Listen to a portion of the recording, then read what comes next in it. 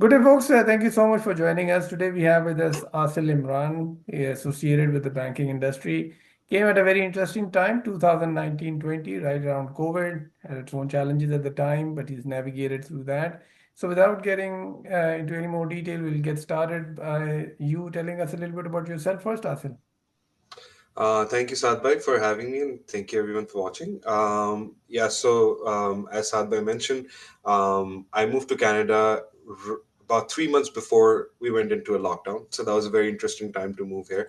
I grew up in Dubai. I moved to Dubai with my family when I was 10 years old. So I did most of my schooling over there. And then when it came to university time, I went to Malaysia, to University of Nottingham, and I did my undergrad there in business economics and management. It's also known as industrial economics. So, I did my undergrad in business economics, and then from there on, I came back to Dubai because that's where my family was, right? So, I started my career there. At a bank called CBI, Commercial Bank International, which was owned by QNB, which was one of the largest banks in the region there. I started as a credit analyst in large corporates, and worked as an assistant relationship manager there for about 6 years before moving to Canada.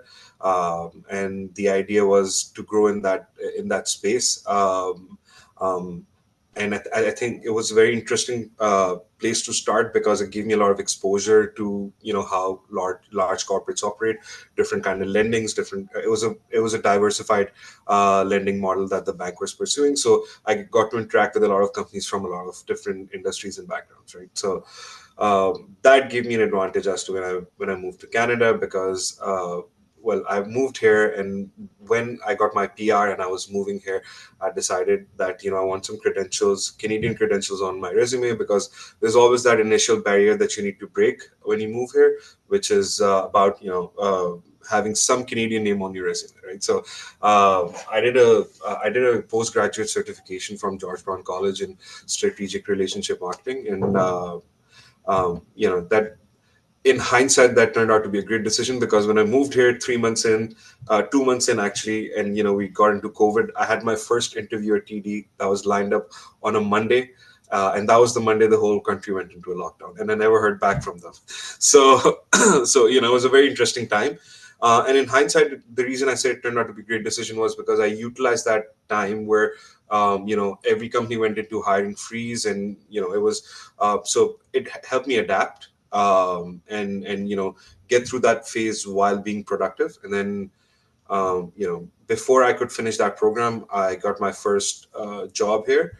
Um, it was at a company called Reliance Home Comfort. So it was a non-banking sector. And again, I'll come to, when you move here, you need to be flexible. And so, because your first job's not exactly ideal. So it was at an HVAC company, which is a nationwide HVAC provider. And I worked in their credit team, right? It was a contract for about 2 years, and I was covering someone on their maternity leave. And then from there, I got hired by a credit union called Libro Credit Union, and from there I got headhunted at a bank called CWB in their specialty financing, structured financing group, and that's where I'm working. So yeah, that's me in a nutshell. Very critical things that you talked about. The first one was as soon as you land here, you kind of get yourself involved in some kind of a program which can make you career ways into other opportunities. And the other one being that you took on a position regardless of where the positioning was, just to get in foothold into the market. So absolutely makes sense. The next question I have for you, Asil, is what's one day in the life of Asil? What do you do on a day in day out basis in your current job? Right. So I think uh, when over the years, what I've learned is my performance on a day-to-day basis is really dependent on my mindset or the headspace that I'm at when I'm starting my day. Right. So morning routine has become a critical part of kind of my day. Right. And that's before I start work. Although it's not work related, but it is as much work related as anything else. Right. So I try my best to wake up early, start my day at 6. Um, you know, go do a bit of a workout if I can. That's the first thing, gets you a bit active mentally, physically. Summers I like to go for a walk, helps me clear my head. Come back. Now we have a 16, 17-month old daughter, so do her breakfast, and I take the morning shift, right? So do her breakfast, and so I like to spend time with her, and all of these activities combined just get me in a good headspace to start my day. A lot of people are morning people. When it comes to work, I'm an afternoon person, so I like to be working with closed deadlines, and when there's something right there, I'm at my best, right? So i- in my uh, in my morning, I like to schedule my day in a way where I'm doing analysis of things. A lot of my background is in credit, so credit proposal writing, structuring deals. I have now recently moved into transition into an audit role. So sometimes so everything that is in my control and I have to produce and send out, I try to do that in the first half of the day. Once I'm done with that, post lunch is where I'll try and, if it's under my control, I'll try to schedule all of my meetings with clients, with internal and external clients. Those would be my afternoon, um, the second part of my day, and then that gives me a to-do list for the next day, right? So Absolutely. Makes sense. By the way, yeah. just on the, and I know we talked about this, but I would like you to tell it to the audience for their understanding as well. uh, as you can see, AI is kind of taking in a lot of jobs, and well, it's seen as an enabler, more as a job taker, so to speak. But in your case, do you see the impact of that coming about in the work that you do on a day in, day out basis? That's a yes and no question. So I'll start with the no first, right? So the yes and no, because no being it would do a lot of the grunt work, as you might say. There's some, it's like a paid unpaid assistant or intern or whatever, right? So that part, yes, it does a lot of the things that would just occupy my time for no reason. So you know. Uh, so far the impact I've seen within the banking industry hasn't been extensive, and the reason being that banks are usually late adapters of any thing, such technologies, and the reason for that is primarily because of security and data sharing and data leakages, right? So there's a lot of security concerns around AI that the banks in Canada, I feel like at large, have not come to terms with, and so we as an industry are probably going to be a bit of a late adapter to it.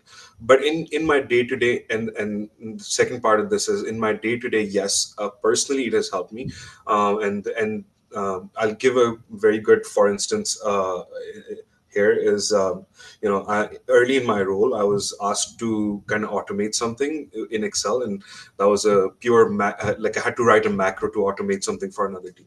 Have no idea how to work with macros, write a macro, no coding background, nothing. I'm good at Excel because I've used it for a while, but no VBA background whatsoever, right? So I was a bit stumped, and then just use chat GPT to write a code, and watched few YouTube videos, and within half an hour I was there. So personally, yes, it has automated a lot of things, and as I said, it's an unpaid intern.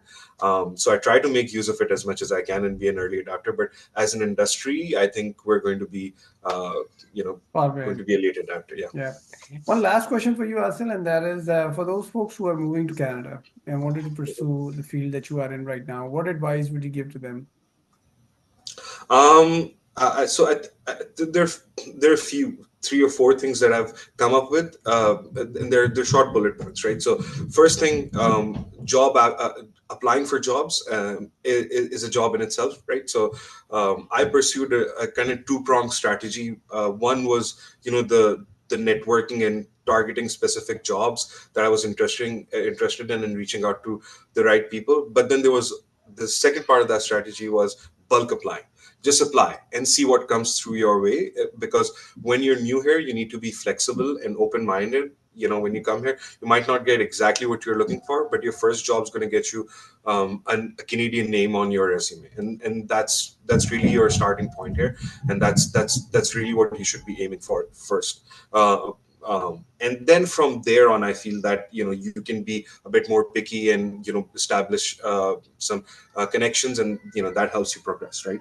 The one thing I will say about the Canadian job market, having lived in Dubai, and I know a lot of folks from Pakistan and who come in here as well. In Dubai and Pakistan, it's mostly about who you know.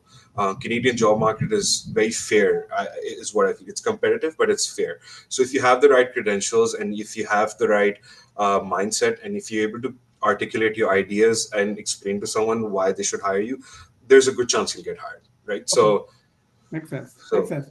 That's good advice. Thank you so much, Asil, for taking the time out today and sharing your thoughts with the viewers. And we hope folks watching this would be able to benefit. And hopefully, we'll try to have a more deeper dive session with you in the future sometime. sounds good. Sounds Thank good. you. Thank you.